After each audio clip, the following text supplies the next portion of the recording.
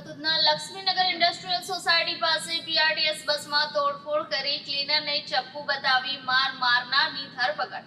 તેની પાસેથી ચોરી કરેલી સોનાની ચેન અને મોપેડ મળી આવી હતી. પોલીસે વધુ એક ગુનો નોંધી કાયદેસરની કાર્યવાહી હાથ ધરી છે. સુરતના ઉધના પોલીસે રીઢા ગુનેગારોની ધરપકડ કરવામાં આવી છે. આરોપીને ઉધના લક્ષ્મીનગર ઇન્ડસ્ટ્રીયલ સોસાયટી પાસે બીઆરટીએસ બસનો કાચ તોડી ડ્રાઈવર અને ક્લીનર સાથે મારામારી કરી હતી. આરોપીએ શહેરના અલગ અલગ વિસ્તારોમાં મોપેડ ચોરી, સોનાની ચેન સ્નેચિંગ કરી ફરાર થયો હતો. ઉધના પોલીસે બાતમીના આધારે આરોપી સાહિલ ઝાકિર શેખને પકડી પાડ્યો હતો.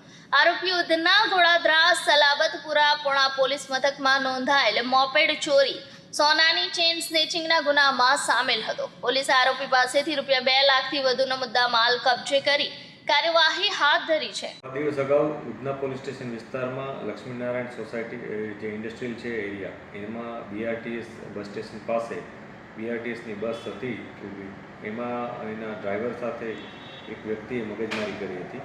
આ વ્યક્તિનું નામ સાહિલ ઉર્ફે શાહુ ઉર્ફે વસીમ શેખ છે.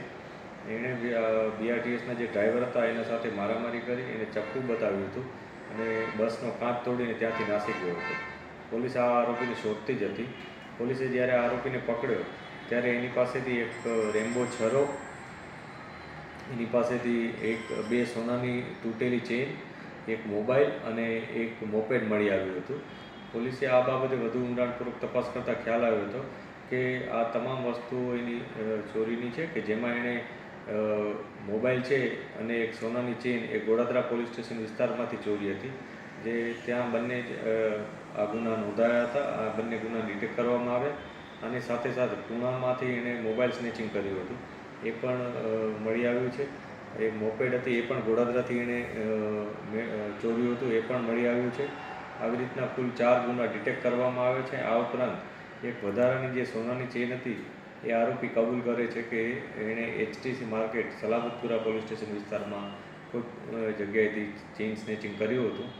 પોલીસ અત્યારે જે ફરિયાદી છે એની તપાસ કરી રહી છે. જ્યારે ફરિયાદી મળી જશે ત્યારે એની આગળની ફરિયાદ લઈ અને અમે કાર્યવાહી કરીશું. આ જે આરોપી છે સાહિલ ઉર્ફે શાહુ, એ અગાઉ પણ 4 ગુનામાં આરોપી તરીકે હતો, કે જેમાં મૈદરપુરા, ખટોદરા, સલાબતપુરા અને અઠવા, આ 4 પોલીસ સ્ટેશન વિસ્તારમાં એણે અગાઉ આ જ પ્રકારના ચોરીના અને સ્નેચિંગના ગુના આચરેલા હતા.